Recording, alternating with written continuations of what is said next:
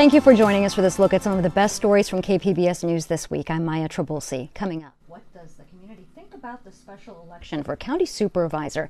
KPBS recently hosted a forum, and we'll bring you some of that feedback. LGBTQ plus resources can be hard to find in Imperial Valley. See some of the new connections that are emerging. And the latest in our KPBS digital series, Soccer a la Frontera. This week, it's all about the early days of professional soccer in the cross-border region. 5 years ago this week, San Diego was shutting down. The COVID-19 pandemic brought changes to daily life amid a global health crisis. KPBS health reporter Heidi DeMarco says a crucial question remains. How prepared is San Diego for the next pandemic? The COVID-19 pandemic tested the limits of San Diego's healthcare system. To date, it has claimed 6,653 lives. This was a generational, once-in-a-lifetime event. In March 2020, Dr. Juan Tovar was working in the emergency room at Scripps Mercy Hospital, Chula Vista. So nothing that we could have done would have been able to prepare us 100% for it. But I'd like to think that we were as prepared as we could be. Hospitals had to improvise fast. We started treating patients out of rooms that were not supposed to be treatment rooms, but we had to because we needed the space. So we created examination rooms out of cubbies. We treated patients outside. We set up 2 tents, we set up a trailer. But the strain wasn't just logistical, it was emotional. We saw patients' family members looking through windows at their family members dying. We had to hold their hands as they're dying because they were alone. That trauma led Scripps and other hospitals to create peer support groups to help staff cope. Tovar's emergency room colleague, Dr. James Cunningham, says that uncertainty in the early days made the crisis even harder. I think the most challenging part was the unknown.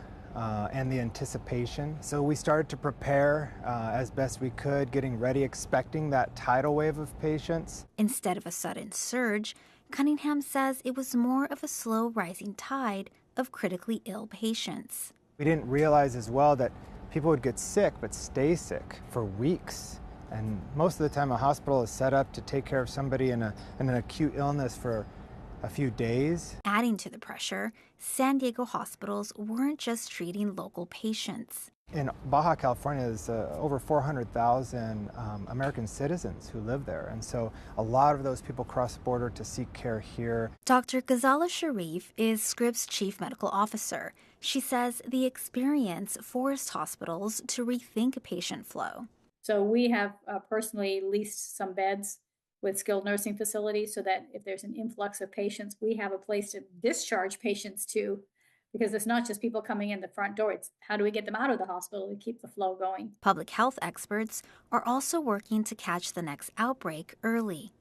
At UC San Diego, researchers are leading a 5-year CDC-funded pandemic preparedness project aimed at detecting new viruses before they overwhelm hospitals. Marva Seifert is leading the study's clinical component. So instead of just seeing when people are sick enough to go to the hospital, this program will allow us to know what's actually circulating in the community. She says real-time data could help detect new virus strains before they spread. So then we're better prepared when something changes, when there's a new variant or a new strain of COVID or flu that pops up. Sharif says the data can also help hospitals predict surges. Predictive analytics are really helpful, not just looking at the pandemic itself, but also helping us with staffing models.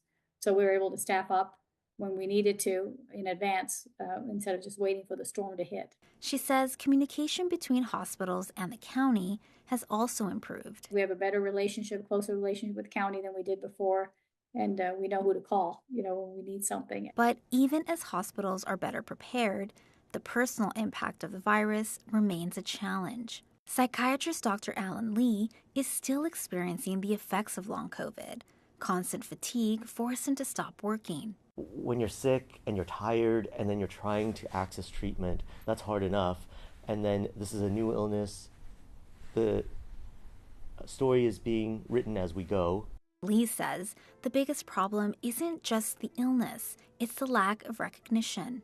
Because without awareness, people forget, and then there's no family and friend support. which these patients need. There's no funding, which is the fuel for the research and the treatment that's needed. Until that treatment is found, Lee says he'll continue to try anything his doctor suggests to manage his symptoms. Back at Scripps Chula Vista, Dr. Juan Tovar is optimistic about the county's future emergency response. It feels like we're more of a community now than we were previously. It feels to me like we have something special in San Diego, and we came out of this very messed up disease state, this period, and now we're doing much better for it. Experts agree that San Diego is in a better position than it was 5 years ago, but predicting the next pandemic remains the biggest challenge. For now, hospitals and researchers are watching potential threats closely, hoping their work will give us a head start next time. Heidi DeMarco, KPBS News. Ballots are out for the special primary election for a new county supervisor in District 1, and that covers many communities from the South Bay to the border. KPBS South Bay engagement producer Maria Elena Castellanos spoke with voters to learn more about the issues. Homelessness, housing stability, the arts, and prioritizing the most vulnerable. These issues were at the forefront of a conversation with voters in District 1 this month at the Sherman Heights Community Center ahead of the upcoming special election. Sebastian Martinez lives in Chula Vista. He's the Deputy Executive Director of Community Advocates for Just and Moral Governance and has worked to help people who are experiencing homelessness. Biggest issues for me are, number one, how the most vulnerable are going to be treated. I want to see a supervisor in that position who's not going to criminalize the unhoused. I like to see a supervisor in that position who is not going to bend to pressure to demonize immigrants. Local artist Kim Phillips P. is the art director with Southeast Art Team, a group focused on creating public art in Southeast San Diego. She hopes the next supervisor will focus less on their personal ambitions and more on the needs of the community. Arts and culture is very important. It's not a luxury, it is a necessity. It brings jobs to our districts. It employs artists, and so all of those are very important. And Jonathan Burgos is the founder and executive director of First Gen Scholars, a nonprofit that supports youth, including students in South Bay schools. Burgos shared he feels District 1 constituents have historically felt unheard and underestimated. I feel like my question to them is, what are you going to do to make sure that the voices of those who are underserved, voices from those in all regions of the district, not just are heard, but also just at the heart of it, like how much do you care about District 1 to make sure that that's at the forefront of everything that you do? Some community leaders at the event voiced concerns about voter turnout, emphasizing that just a few votes can make a difference in a single race. The San Diego Registrar of Voters says over 370,000 ballots are already on their way to registered voters in District 1. You can learn more about the upcoming special election or submit questions you have about it on the KPBS Voter Hub. Maria Elena Castellanos, KPBS News. The KPBS Voter Hub also has more of our recent coverage. Earlier this week, we heard from the candidates what they think about an ongoing effort to repeal some sanctuary protections as it relates to immigration. You can look for the link to the Voter Hub on our homepage, kpbs.org. In the East County, students are speaking up on potential job cuts in the Grossmont Union High School district. Matthew Bowler shows us some of their protest. No staff! No students! No staff! No students! Chanting and waving homemade signs, students at Grossmont High School walked out of class protesting potential layoffs in the district. And our school is not going to stand for one. That's Grossmont High senior Maggie Kelly. She's one of the student leaders who organized this walkout.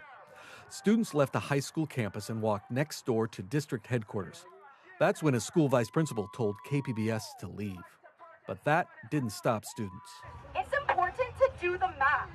There is a $2.4 million deficit projected for the district for the end of this school year. Even if every single staff member being cut was paid a minimum teacher salary of $40,000 a year, there would be money left over after clearing the deficit with these 61 cuts. The Grossmont Union High School District School Board voted 4-1 to eliminate librarian, teacher, and other staff positions to help close a $2.4 million budget deficit. Grossmont High School psychologist Katie Abruzzo says the impact is significant. At Grossmont High School, there are 2 counselors, assistant principal, and a librarian that are directly affected. There are some new teachers too that are directly affected. And then as a department, the school psychology department, we are losing about 15% of our staff for the school psychology department as well. Acting Superintendent Sandra Hueso wrote in a letter to the board that the budget cuts are needed to maintain the district's long-term financial stability. Hueso wrote, "Reserves are a one-time resource intended for one-time challenges. This is not that." The board is meeting at 6 p.m. tonight. The district is required to issue final layoff notices by May 15th. Matthew Bowler, KPBS News. It's been a volatile week for stocks, largely driven by the Trump administration's tariffs on steel and aluminum products imported to the United States. John Carroll talked to one local CEO about the effects on his business. The high-span company in Chula Vista uses a lot of aluminum and steel in its products. When we paid a visit last week, President and CEO Eric Barnes was pessimistic about the looming tariffs. Today, he says the situation is worse. Yes, there's been announcements of this tariff that goes into effect at this point in time, and that tariff goes into effect at another point in time. It's hard to keep up with them and hard to understand. Hard to understand because Barnes's job is not to be an expert in tariffs. We're supposed to be getting better at processes and designing products. Barnes says he's worried we're now getting into a situation where things globally could easily spiral out of control. What started as punitive tariffs targeting specific industries is rapidly growing into just this indiscriminate trade war with the rest of the planet. And, as a company with a global footprint, I'm getting hit on all sides. The overall effect of all the back and forth? Uncertainty. Something Barnes told us last week is horrible for business. Uncertainty is you just up the risk factor. I think it paralyzes growth. It paralyzes investment if things are going to change on you. One thing that seems certain at this point, the tariff situation will probably continue to change, which means we'll likely be checking in with Eric Barnes again. John Carroll, KPBS News. This week, Corey Suzuki is giving us a look at the challenges for the LGBTQ plus community in the Imperial Valley. Here's a portion of his 2-part series. It features some of the advocates trying to reach people who are looking for support. I meet the founders on a warm, windy evening. There are 4 of them: Clarissa Padilla, Clara Olivas, Joey Espinoza, and Sandra Mejorado. We're outside Sobeys restaurant in El Centro, where they're getting ready to hold their first meeting of a new group called Queer Social Club. Olivas says their goal for tonight is to bring LGBTQ plus people together for dinner and social activities. This is our first meeting, so we're out here seeing what's going to happen. How are you guys feeling? Fantastic. Excited, very excited. Yeah. Queer Social Club is one of 2 new organizations that the 4 founders are currently working to start. They're also working to start another group called Queer Casa. For both organizations, Padilla says they want to focus on creating new supportive places, which they feel like are missing in the Valley. A lot of work to be done. There's a lot of resources that are missing. There's a lot of people that aren't being served. And what I would like to accomplish with Queer Casa and Queer Social Club is to create the visibility to be able to uplift and empower residents here in Imperial County that are queer. These new groups mark a change for the Imperial Valley. For decades, this region, a mostly rural farming county, hasn't been a welcoming place for LGBTQ plus people. For years, there's only been one dedicated organization, the Imperial Valley LGBT Resource Center. You'd be hard-pressed to someone say that they're happy to be trans in Imperial County. Raul Ureña was the first openly trans mayor of Calexico, the county's second largest city. For Ureña, it wasn't until she left the valley to go to college in Santa Cruz that she was able to embrace her gender identity more freely. And then I get to college and I just want to wear makeup and dresses and heels, and I feel in the safety of my colleagues at UC Santa Cruz. The Imperial Valley has become somewhat more accepting over time. LGBTQ plus candidates have started winning campaigns for public office, including Ureña, who was elected in 2020. In the last few years, though, there's been another shift. Across the country, experts who study extremism say there's been a movement to restrict LGBTQ+ rights, and the rights of trans people in particular, driven by anti-LGBTQ+ activists, the Trump administration, and far-right legislators.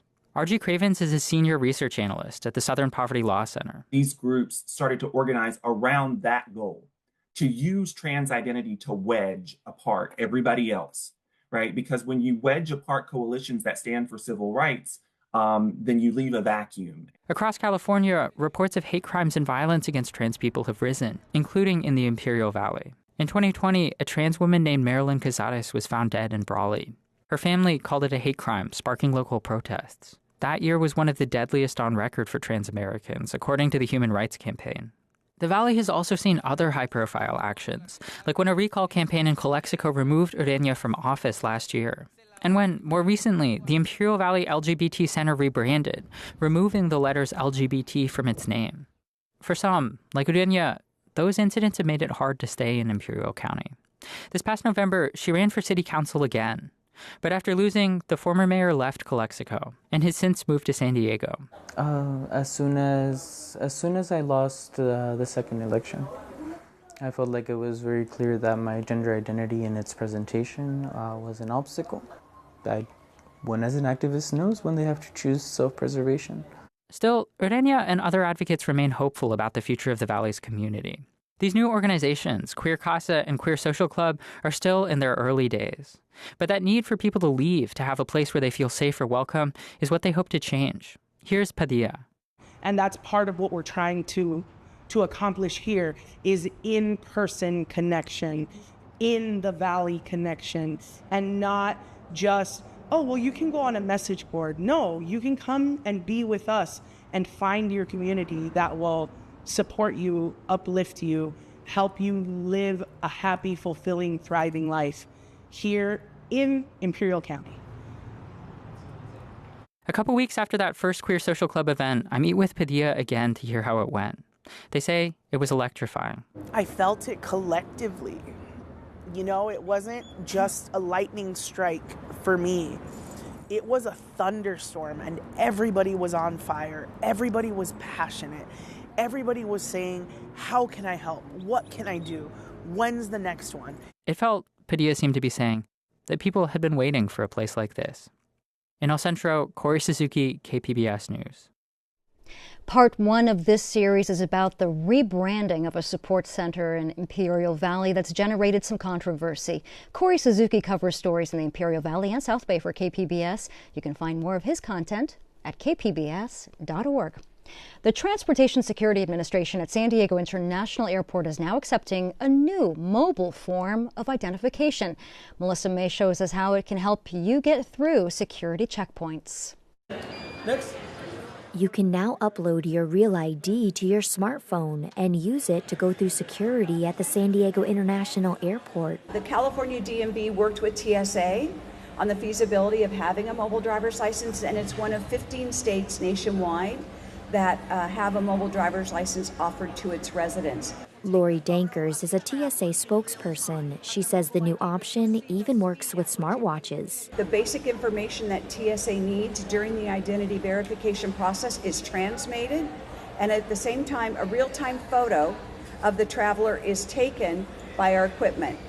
Using facial matching technology, we're able to compare the facial features of the traveler in front of us against the facial features on the driver's license. And if you're worried about your photo being saved somewhere, those photos are never stored. In fact, they're deleted the next time another traveler comes up to the unit. Danker says TSA is now using the latest technology to verify travel documents. It is able to tell the TSA officer what flight you're on and your screening status. So they'll know, for example, if the traveler is eligible for TSA pre-check, all through this streamlined process. Danker says with these technologies, people don't have to show their physical ID or boarding pass. Go ahead and fix the cam for me, okay? She says the units can detect fraudulent or counterfeit IDs. Because identity verification is a cornerstone of transportation security, that is of huge value to us, because we want to make sure the individuals are who they say they are, that they're using bona fide credentials. Starting May 7th, air travelers over 18 can expect delays if they don't have a real ID. U.S. passports, passport cards, Century, and military IDs are still acceptable. You can access the mobile driver's license portal in your Apple, Google, or California DMV wallet. Melissa May, KPBS News. San Diego FC will have another home game this weekend, and Wave FC will begin their 2025 season on the road. Our new digital series, Soccer a la Frontera, tells the story of soccer in San Diego and Tijuana. The latest episode is about teams that laid the foundation for what we see today. Here's KPBS reporter Jacob Ayer. Those days, are you kidding me? I had to juggle the ball in a gas station because nobody knew what soccer was. This is Soccer a la Frontera, and we're diving into the growth of soccer culture in San Diego and Tijuana, from the streets to the stadiums. Today, soccer is everywhere in the San Diego-Tijuana border region. We have 4 top-level professional teams, plenty of adult recreational leagues, and year-round youth programs. I've got the Wave, I've got the new team here, San Diego FC here. That's one of them on the front, and there's the other one on the back. But to really understand where we're at and how far we've come, we need to rewind the clock by over half a century. When I was a kid, I was one of the kids that was screaming and yelling at the stadium and banging on the chairs. The year was 1968, and San Diego had its first professional team. They were called the San Diego Toros, and they played at Old Balboa Stadium. It was short-lived bliss. The club folded after just one season, but the foundation was laid. That was happening in the sport of soccer, not only during that time, but even all the way into the early 80s. I mean, teams were popping up and teams were disappearing. It took more than a half-decade, until 1976, for another professional team to make the scene. They called themselves the Jaws. Yet again, after one season, the Jaws suffered the same fate as the Toros. But the next attempt will be the one that stuck. Here, sitting in the same room with Pelé and Bobby Moore, Mike England, he's a Welsh, Giorgio Chinaglia, the Italian from Roma. And this is you? And that's me, yeah. In 1978, the San Diego Sockers were born. And unlike their predecessors, they had a charismatic star, Julie V. He was a veritable scoring machine. Starting as an outdoor team, playing games at Jack Murphy Stadium, the first few years for the Sockers were rough. But a move indoors in the 80s to San Diego Sports Arena changed everything for the franchise and for professional soccer in our region. When professional soccer went away, outdoors, the only league to play was indoor. Great level of play. It was like soccer inside, captured in a battle.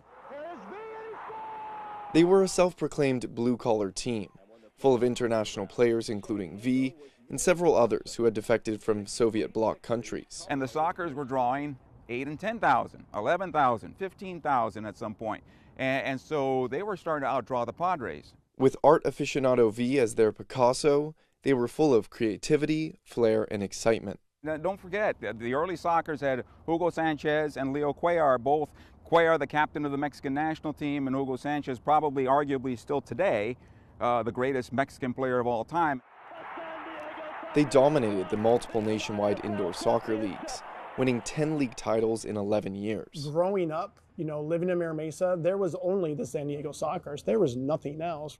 In a town of otherwise championless sports teams, the Sockers stood out and helped to spread the culture of the sport. The Sockers were winners, and this city was all about supporting winning teams. And even went on to have the longest winning streak in U.S. professional soccer history, 48 consecutive wins from 2010 to 2013. Somos el rival a vencer, es como si estuvieras jugando contra el América en la Liga MX, pero aquí de la MSL, y la verdad sí es una responsabilidad grande, pero pues es algo que al menos en lo personal a mí me gusta. Even after all the decades, they've kept up their winning ways and laid the groundwork for a massive movement in professional soccer on both sides of the San Diego-Tijuana border. The fan base for soccer now in San Diego is huge. It's continuously growing. You think we're at a big level now, wait for 5 more years when SDFC, imagine SDFC winning the championship, or the Wave winning the championship, and what that brings to the city. While keeping true to their international working class origins. Es muy diferente al soccer, hay más contacto, pues más goles, lo vives más cerca y nomás invitarlos a que nos apoyen y que nosotros vamos a estar peleando cada partido. Up next on Soccer a la Frontera, Part 3, the rise of women's soccer in our cross-border region. And the story was produced by Jacob Ayer for the Soccer a la Frontera series. Stay tuned for the third episode coming out next week. You can learn more at kpbs.org/soccer a la Frontera. In Oceanside, a painter is pushing the boundaries of dreams, science, and her muse. KPBS arts reporter Julia Dixon-Evans spoke with Mary June about her art. She calls them her girls. Each painting features a girl's profile, sprouting with machinery, botanical elements, and sometimes even buildings. These surrealist details stem from artist Mary June's vivid dream life and have shaped her paintings for 20 years. Last year, June was diagnosed with sleep apnea and began using a CPAP machine. But there was an unexpected consequence. The moment I received the CPAP, like a month in, I lost all of my dreams.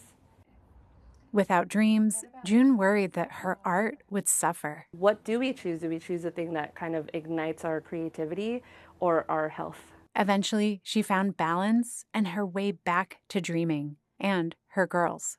Her new exhibit includes paintings and large-scale, site-specific murals where CPAP machines, masks, and tubes swirl through each silhouette, a manifestation of June's new reality.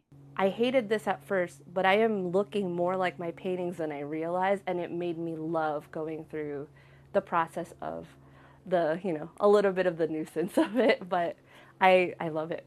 In Losing Sleep, I Painted by Mary June is on view Saturday through June 15th at the Oceanside Museum of Art. Julia Dixon-Evans, KPBS News.